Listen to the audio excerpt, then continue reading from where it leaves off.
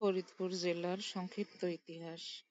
ভৌগোলিক অবয়বের দিক থেকে বাংলাদেশের সাবেক ১৯টি জেলার মধ্যে ফরিদপুর জেলা নবম স্থানের অধিকারী এবং বাংলাদেশের মধ্যবর্তী স্থানের দক্ষিণ-পশ্চিম অংশে ২,৬৯৪ বর্গমাইল জুড়ে অবস্থিত। যুগে যুগে প্রশাসনিক পরিবর্তনের সাথে সাথে এ জেলার ভৌগোলিক অবস্থানও পরিবর্তিত হয়েছে।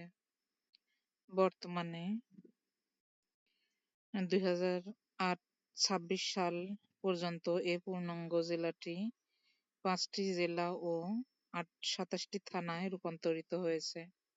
ফরিদপুর জেলায় ৩০৮টি ইউনিয়ন পরিষদ ও ২৪৭টি গ্রাম আছে। ১৯৮১ সালের আদমশুমারি অনুযায়ী ফরিদপুরের জনসংখ্যা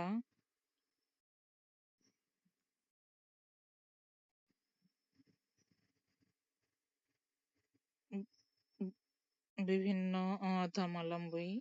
বৃহত্তর ফরিদপুর জেলার পশ্চিমে কুষ্টিয়া জেলা এবং সাবেক যশোর জেলার ঝিনাইদহ, মাগুরা, নড়াইল ও সাবেক খুলনা জেলার বাগেরহাট।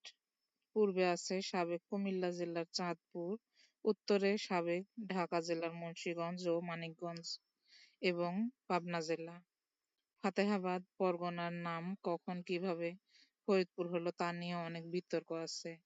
জানা যায় ১৬৬৪ সালের ১৬ই অক্টোবর নবাব শায়েস্তা খাঁর রাজমহল থেকে ঢাকা আগমনের বর্ণনায়, কিন্তু গোলাম সাকলাইন বলেন ১৮৫০ সালে যশোর জেলার এবং ঢাকা জেলার কিছু অংশ নিয়ে নতুন জেলার নামকরণ করা হয় ফরিদপুর। ফরিদপুর জেলার নামকরণ করা হয় বিশিষ্ট সুফি সাধক শাহ ফরিদের নাম অনুসারে। তবে একই নামে দুইজন কামেল পীরের সাক্ষাৎ পাওয়া যায় প্রায় একই সময়ে। মূল নামে তারা হলেন হযরত মাওলানা শেখ ফরিদউদ্দীন আখতার এবং অন্যজন হলেন হযরত মাওলানা শেখ ফরিদুদ্দীন মাসুদ গাঞ্জেশকর। শেখ ফরিদুদ্দীন মাসুদ বলেছেন তিনি খেলাফত লাভের পূর্বে ৫৯৪ থেকে ৬১২ হিজরি পর্যন্ত ১৯ বছর পর্যন্ত, খেলাফত লাভের পরে ৬১২ থেকে ৩২ হিজরি পর্যন্ত ২১ বছর দেশ ভ্রমণ ও ইসলাম প্রচার করেছেন।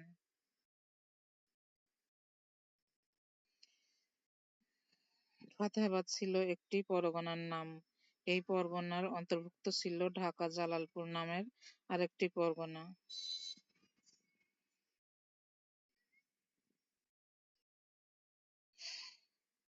ভৌগোলিক উত্থান-পতনের সাথে ফরিদপুর জেলার নারীর যোগ রয়েছে। এর ভূমি গঠনের যে প্রক্রিয়া প্রাগৈতিহাসিক কাল থেকে শুরু হয়েছে। ফরিদপুর জেলার সবচেয়ে বড় পরিবর্তন হয়েছে গঙ্গা ও ব্রহ্মপুত্রের প্রবাহের একত্রিত ধারার শক্তির ফলে। ভূমি জেগে ওঠার সাথে সাথে নানা প্রকার গাছ, ঝোপঝাড়, বাঁশ, বেত ইত্যাদি আচ্ছাদিত হয়ে যায়। গোপালগঞ্জ ও মাদারীপুর এলাকায় প্রাচীন লোকবসতি থাকলেও নতুন জেগে ওঠা চরে বসতি স্থাপন করতে প্রাকৃতিক পরিবেশের সাথে অবিরাম সংগ্রাম করতে হয়েছে। ঘন জঙ্গলের পাশে সমগ্র ফরিদপুর বিভিন্ন এলাকায় প্রশস্ত বিলের অস্তিত্ব বিদ্যমান। ফরিদপুরের লোকবসতি কোনো একক এলাকা বা কোনো বিশেষ গোষ্ঠী থেকে সমগ্র এলাকায় ছড়িয়ে পড়ার নিদর্শন পাওয়া যায় না। ১৯২১ সালের আদমশুমারি অনুযায়ী ৯০,০০০ লোকের ৮৫,০০০-এর নিকটবর্তী ঢাকা, পাবনা, নদিয়া, যশোর, বরিশাল ও কুমিল্লা, নোয়াখালী ও খুলনা জেলা থেকে আগমন করে। খ্রিস্টপূর্ব ৩২৭ গ্রিক বিবরণে দেখা যায় যে গঙ্গার মোহনায় গঙ্গারিডি রাষ্ট্র। অনেকেই মনে করেন গঙ্গা নদীর মোহনায় কুমার তালুক বা কোটালীপাড়ায় গঙ্গারিডি রাষ্ট্রের রাজধানী ছিল। পঞ্চম ও ষষ্ঠ শতকের তাম্রশাসনের প্রমাণ রয়েছে। সেন রাজ্যের প্রাচীন ৫টি প্রদেশে বিভক্ত ছিল। কোটালীপাড়া থেকে সাগর পর্যন্ত বিস্তৃত ছিল।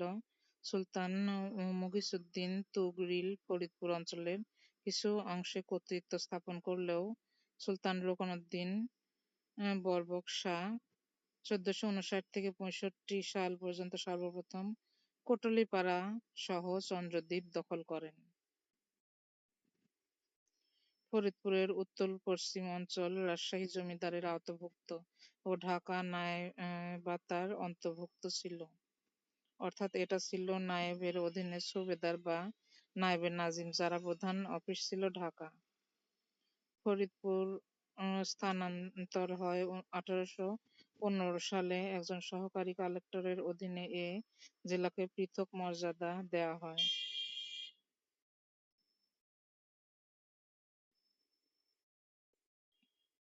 ফরিদপুর জেলার উত্তর-পূর্ব দিকে গঙ্গা নদীর প্রধান শাখা পদ্মা নদী প্রবাহিত, যা ফরিদপুরকে পাবনা ও ঢাকা থেকে পৃথক করেছে।